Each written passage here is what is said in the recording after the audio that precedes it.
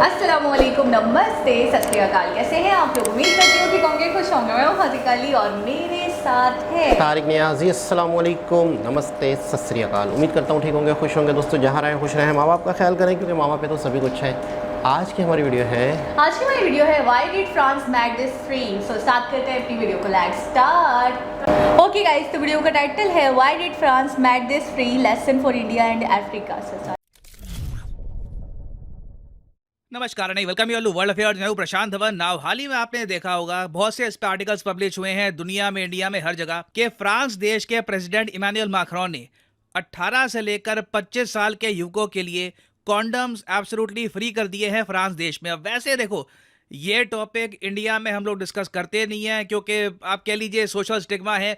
उसके अलावा अगर कभी डिस्कस करते भी हैं तो लोग इसका मजाक बना देते हैं। इवन दो फ्रांस के प्रेसिडेंट इमैनुअल मैक्रोन का यहाँ पर कहना यह है कि इस कदम से ये अपने देश के नागरिकों की जान बचाना चाहते हैं। और देखो, यूजुअली कोई बड़ा लीडर ऐसा स्टेप लेता है ना तो इसकी अनाउंसमेंट होती है हेल्थ मिनिस्टर द्वारा या फिर हेल्थ मिनिस्ट्री द्वारा, मगर इमैनुअल मैक्रोन को अपने स्टेप की इंपॉर्टेंस पता है, इसलिए इन्होंने ट्विटर पे खुद डाली एक वीडियो और यहाँ पर अनाउंस किया कि रिसेंटली मैंने 18 से लेकर 25 साल के युवकों के लिए कॉन्डम फ्री कर दिए हैं। इससे उम्मीद यह है कि फ्रांस में HIV रेट और कम होगा, एड्स और कम होगा, उसके अलावा बाकी और बहुत सारे जो सेक्सुअली ट्रांसमिटेड डिजीज हैं इनका रेट भी कम होगा। और इससे पहले फ्रांस में लोग क्या करते थे कि जो भी युवक हैं यहाँ पर, इनके लिए कॉन्डम का पैसा सरकार रीइंबर्स करती थी कि अगर मान लो कोई कॉन्डम परचेज कर रहा है तो उसके बाद अगर वो आदमी सरकार को दिखाएगा रिसीट तो उसके बैंक अकाउंट में जो पैसे हैं वापस रीइंबर्स हो जाएंगे। मगर अब यहाँ पे आप पूछोगे कि फ्रांस सिंस कॉन्डम्स फ्री बना रहा है तो क्या इसका मतलब ये है कि फ्रांस में HIV एड्स की प्रॉब्लम बहुत ज्यादा है?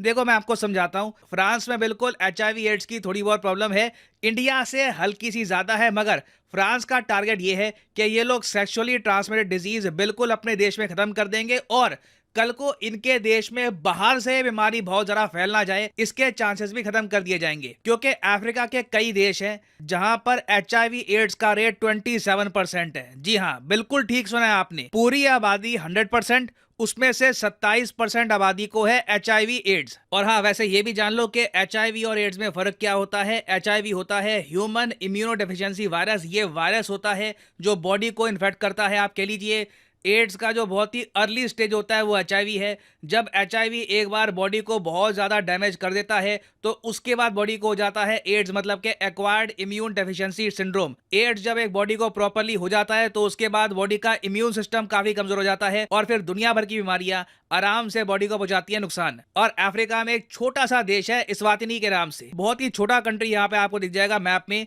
यहाँ पे टोटल आबादी है जी 11 लाख। 11 लाख में से 2 लाख लोगों को HIV एड है। जी हाँ, 2 लाख लोगों को HIV एड्स है और 2300 मौतें होती हैं हर साल इस देश में HIV एड्स की वजह से। ये तो मैंने आपको एक एग्जांपल दिखाया। उसके अलावा जिम्बाब्वे देश, जिम्बाब्वे काफी बड़ा देश है। जिम्बाब्वे में 21% से भी ऊपर आबादी है, वहां पर पॉपुलेशन को एड्स है। South Africa, South Africa BRICS country, एक बहुत ही बड़ा कंट्री है साउथ अफ्रीका। साउथ अफ्रीका की टोटल पॉपुलेशन आप अगर देखो तो 6 करोड़ 50 लाख है और साउथ अफ्रीका का 13%, जी हाँ 13% जो इनकी आबादी है इनको एड्स है। मतलब कि साउथ अफ्रीका में 75 लाख लोग हैं जिनको एड्स है। तो इसी तरीके से बहुत से देश हैं, नामीबिया, मोजम्बिक, जाम्बिया, यहाँ पर आपको एड्स का जो रेट है ना पॉपुलेशन के हिसाब से ये 10%, 9% के भी ऊपर मिलेगा। और जैसे जैसे अब अफ्रीका तरक्की कर रहा है ना, यहाँ पे आप कह लो मिडिल क्लास स्ट्रांग हो रही है, तो अफ्रीका से बहुत से लोग हैं वो बाहर जा रहे हैं काम करने के लिए, पढ़ने के लिए। तो फ्रांस को यह भी पता है कि देखो कल को इमिग्रेंट्स को बिल्कुल रोक पाना तो बहुत ही मुश्किल है, कोई ना कोई तो कंट्री में आ जाएगा। तो ऐसे सिनेरियो में हमेशा इंश्योर करना बहुत ही इंपॉर्टेंट है कि लोग एटलीस्ट प्रोटेक्शन यूज करें ताकि कुछ तो इनको सुरक्षा मिले बीमारियों से। और वैसे आप लोग जान के हैरान होंगे, इंडिया का अगर परसेंटेज हम देखें ना आबादी के हिसाब से तो हमारे यहाँ 0.20% आबादी को एड्स आपको मिलेगा। भारत देश ही इतना बड़ा है कि हमारे यहाँ 0.20% भी हो जाता है 21 लाख। जी हाँ, भारत में एड्स HIV एड्स के 21 लाख पेशेंट है। फ्रांस में आबादी के हिसाब से आप अगर देखो, फ्रांस में 0.30% आबादी है, इनको एड्स हो चुका है। मतलब कि 1,80,000 पेशेंट्स है फ्रांस में।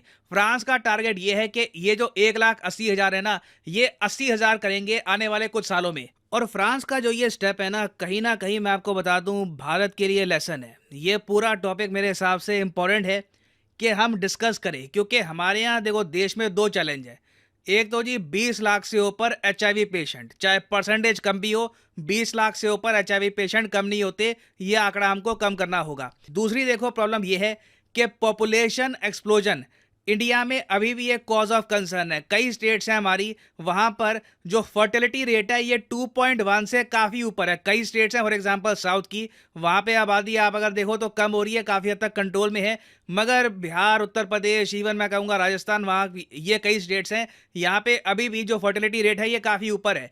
तो इसके लिए बहुत ही इंपॉर्टेंट है कि कॉन्ट्रासेप्शन पर हम फोकस करें। अब फ्रांस ने देखो और भी क्या कर रखा है कि पहली बात तो कॉन्डम फ्री हैं, उसके अलावा जो कॉन्ट्रासेप्शन है सारी औरतों के लिए up to the age of 26 ये भी बिल्कुल फ्री है। इंडिया में मैं आपको बताऊं एक कड़वा सच हमारे समाज के बारे में ये है कि बर्थ कंट्रोल की, फैमिली प्लानिंग की सारी जिम्मेदारी हमारे देश में हम लोग डाल देते हैं फीमेल पर। रिसेंटली डेटा सामने आया है कि भारत में लोग किस टाइप का जो कॉन्ट्रासेप्शन है इस्तेमाल करते हैं। कॉन्डम्स का इस्तेमाल एक्चुअली हमारे यहाँ बहुत ज़रा कम होता है। प्राइमरली फोकस होता है फीमेल स्टरलाइजेशन पर, कि फीमेल को ही गुजारो एक मेडिकल प्रोसीजर के अंडर। जबकि आप यूरोप में और देशों में देखोगे तो कॉन्ट्रासेप्टिव मेथड ज़्यादातर वो इस्तेमाल होते हैं जहां पर जो मेल है वो उठाता है जिम्मेदारी। अब भारत में देखो ये बीमारियां रोकने के लिए, फैमिली प्लानिंग को प्रमोट करने के लिए 2017 में एक फ्री कॉन्डम स्टोर लॉन्च किया गया था। मगर ये स्टोर ज्यादातर लॉन्च करती हैं चैरिटी ऑर्गेनाइजेशंस। सरकार का यहाँ पे कोई आपको बड़ा रोल दिखेगा नहीं। तो कहीं ना कहीं देखिए ये एक सेंसिटिव टॉपिक है जिसको हमें इंडिया में डिस्कस करना होगा, क्योंकि अब रिसेंटली किसी ने RTI का एक क्वेश्चन डाला कि इंडिया में ना जो HIV है ये सबसे ज्यादा फैलता कैसे है। तो इस पर यहाँ पे आप देख पाओगे तो हिंदू का आर्टिकल है, RTI का रिप्लाई ये आया कि 17 लाख लोगों को रिसेंटली भारत में हुआ था HIV, और इसका रीजन है अनप्रोटेक्टेड सेक्स। देखो HIV आपको पता होगा बहुत से तरीके से फैल सकता है। फॉर एग्जांपल ब्लड ट्रांसफ्यूजन से, ऑर्गन ट्रांसप्लांट से। अगर कोई आदमी है उसको HIV हो रखा है, वो ऑर्गन ट्रांसप्लांट करेगा तो दूसरे आदमी को भी हो जाएगा HIV। उसके अलावा सिरिंज मतलब कि इंजेक्शन अगर आप यूज करते हैं इन्फेक्टेड तो भी हो सकता है HIV। मगर भारत में आप देख लो 17 लाख लोगों को HIV हुआ है बिकॉज ऑफ अनप्रोटेक्टेड सेक्स। तो ये एक ऐसा एस्पेक्ट है जिस पर अगर हम इंप्रूवमेंट करें तो भारत में लाखों युवक हैं, इनकी जान हम बचा पाएंगे। और फाइनली यहाँ पे मैं आपसे एक सवाल ही पूछूंगा जिसका आंसर आप सब लोग करोगे कमेंट सेक्शन में। क्वेश्चन यहाँ पर यह है कि HIV जो है ये किस जानवर से माना जाता है कि ओरिजिनेट हुआ था, किस जानवर से सबसे पहले फैला था एक ह्यूमन बीइंग में। ये है यहाँ पे आपकी ऑप्शंस, बर्ड्स, मॉस्किटोज, चिंपैंजीज या फिर none of the above. Comment section में करिए उत्तर। जो लोग सही आंसर करेंगे उनकी कमेंट को मैं हार्ट दे दूंगा ताकि बाकी लोग समझ पाएं कि सही आंसर क्या है। और फाइनली यहाँ पर मैं ये भी ऐड कर दूं कि आप किसी भी एग्जाम की तैयारी कर रहे हैं, चाहे SSC, UPSC, bank, any examination, आप परचेज कर सकते हैं अनअकैडमी के क्वालिटी कोर्सेज। लेट्स से आप परचेज कर रहे हैं कोई भी SSC एग्जाम के लिए, CGL, CHSL, तो यहाँ पे आपको क्लिक करना है इस लिंक पर और यहाँ पे आप परचेज कर पाएंगे अनअकैडमी के क्वालिटी कोर्सेज। मगर जो प्राइसेस यहाँ पर लिखे होंगे ये पे करने की आपको आवश्यकता बिल्कुल नहीं है। सिंपली यहाँ पे नीचे आपको कोड डालना है PD10 और अपने आप देखोगे जो प्राइसेस हैं ये गिरना स्टार्ट हो जाएंगे, आपको मिलेगा मैसिव डिस्काउंट। जी जनाब, बहुत ही सेंसिटिव इशू जिस पे बात बहुत ही कम होती है, बल्कि नहीं होती और ख़ास तौर पे हमारे देश में तो बिल्कुल भी नहीं होती। और अक्सर मैंने शॉर्ट मूवीज़ देखी, बहुत सारे अवेयरनेस प्रोग्राम देखे इंडिया में कि इस पे बाकायदा एक बातचीत हो रही है, होती है अवेयरनेस के हवाले से। और ना सिर्फ ये मतलब है कि असल में बहुत सारी ऐसी चीज़ें हैं जो यंग लड़कों को या लड़कियों को पता ही नहीं है। पता ना होने की वजह से, अवेयरनेस ना होने की वजह से एक चीज़ फैलती है। अगर एक चीज़ पता चल जाए, उसकी वजह पता चल जाए, उसकी होने की कारण पता चल जाए कि यार ये चीज़ें हैं जिसकी वजह से ये होता है, तो मैं कहता हूँ इस सिर्फ और सिर्फ कुछ ना करें, सिर्फ और सिर्फ अवेयरनेस ही फैलती रहे तो मेरे ख्याल में बहुत बड़ा फ़र्क आ सकता है। अच्छा, आपको पता है मुझे पहली बार कब पता चला था? मुझे इंडिया के थ्रू ही पता चला था, इनके एक ऐड से। हमारे यहाँ सोनी, अब तो खैर चैनल्स बंद हो गए, लेकिन हमारे यहाँ सोनी एक चैनल है वो आया करता था। उस पर हम अक्सर ड्रामाज वगैरह और बहुत सारी चीज़ें, मूवीज़ वगैरह देखा करते थे। तो अक्सर जब ड्रामास वगैरह देखे होते तो बीच में वो जो वक्फा होता था ना, उसके अंदर एक ऐड चलता था। इसके अंदर उसके फादर, एक लड़की थी और उसके फादर और उसके मदर जो है ना, उसको बहाने से वो लेसन पढ़वाना चाहते थे। तो वो दीवारों वगैरह पे पब्लिश हुआ था। तो उसकी मदर जो होती हैं वो एक बॉक्स टाइप की चीज़ होती है, वो गिराती हैं जानबूझ के और फिर कहती हैं बेटा उठाओ। तो फिर दीवार के ऊपर वो पब्लिश हुआ था, तो वो फिर वो पढ़ती है और फिर वो बच्ची स्कूल की बच्ची होती है, फिर उसको अवेयरनेस आती है। तो फिर उस वक्त मैंने बोला यार किस बारे में है, क्या है, क्योंकि मैं खुद भी बहुत छोटी थी। तो फिर उस वक्त मुझे जाके फाइनली डिटेल में पता चला कि ये इस चीज़ का ऐड है और इसकी अवेयरनेस होना बहुत ज़रूरी है, जो कि हमारे पाकिस्तान में ना मैंने कभी कोई ऐड देखा, ना मैंने इस तरीके से एक सोशल मैसेज की तरह होता है ना कि इंसान फैला दे, बच्चों को पता हो, यंग जनरेशन को पता हो, लेकिन कभी भी मैंने ऐसा कोई कदम उठाते हुए अपनी गवर्नमेंट को या अपने लोगों को नहीं देखा। तो मुझे उनके थ्रू ही इस चीज़ के बारे में नॉलेज हुई। हमारे यहाँ मुझे ऐसा लगता है कि अगर 100 बच्चे हैं, 100 बच्चों में से कम से कम 50 बच्चे तो स्कूल जाते होंगे। 50% लोग तो मैट्रिक करते होंगे। अगर शहरों में देखा जाए, चलो देहात में नहीं भी सही, देहात का एक अलग फार्मूला इस्तेमाल किया जाए तो ये है कि अवेयरनेस के स्कूलों के अंदर सबसे पहले तो एक प्रोग्राम होने चाहिए, क्योंकि मैट्रिक एक इस ऐसी एज होती है, उस वक्त जब इंसान मैट्रिक में होता है, उस एज में पता चल जाना चाहिए, 100% पता चल जाना चाहिए। यही वो एज होती है और इंसान अपने आप को प्रोटेक्ट कर सकता है, इंसान बहुत सारे और लोगों को बता सकता है। और स्कूल में अगर टीचर्स बताते हैं, क्योंकि माँ बाप अक्सर मैंने ये देखा, जैसे आपने ऐड का बताया कि हाँ, तो वो हेजिटेशन की ही वजह से वो बहाने से बताने की कोशिश कर रही थी। लेकिन टीचर्स मेरे ख्याल में एक बहुत अच्छे क्लोज दोस्तों की तरह होते हैं, क्योंकि टीचर्स का तो काम ही कम्युनिकेशन है बच्चों से, और उनकी बात का इम्पैक्ट भी होता है। बिल्कुल, तो उसे एक एजुकेशन की तरह लेंगे, एक बाकायदा बड़े लेवल पे, बड़े उस पर। अच्छा, एक चीज़ है, हम पता क्या करते हैं, क्या? हम कोई बीमारी फैलती है तो उसके लिए लाखों करोड़ों रुपए खर्च करते हैं। सही।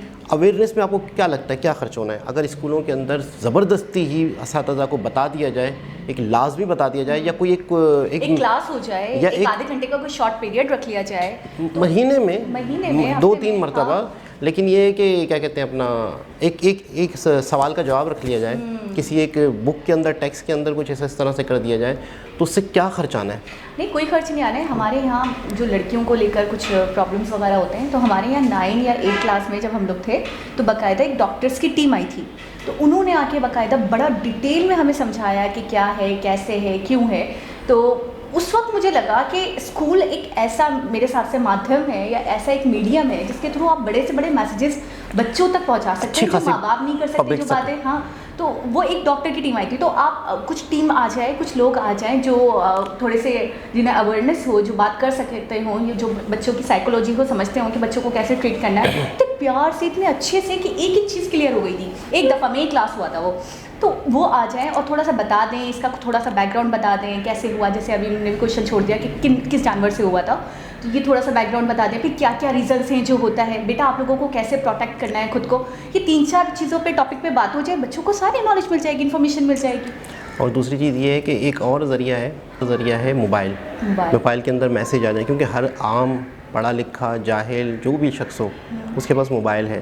तो मोबाइल के अंदर अक्सर हमने देखा है कि अवेयरनेस के लिए ऑडियो चलती है। जैसे हम किसी को कॉल कर रहे होते हैं तो कॉल वो नहीं उठा रहा या उठा रहा है, तो उसके दौरान में जैसे कोविड के हवाले से चल रही थी, जैसे सैलाब सलगान के हवाले से, फ़ंड लेने के हवाले से चल रही है, अभी भी चल रही है कि आपको इस तरह से करेंगे तो आपको 10 रुपये 20 रुपये सैलाब के लिए कटेंगे आपके। तो इस तरह से बाकायदा ऑडियो हो। देखिए 50 लोग ऑडियो सुनेंगे, उसमें से कम 5 तो गौर से करेंगे कि यार ये क्या बोल क्या रही है, रोज़ ये लेडीज़ रोज़ बोलती है, बोल क्या रही है, रिसर्च कर लेंगे, फिर बाद में भले सोच किसी दोस्त से पूछ लेंगे ये होता क्या है।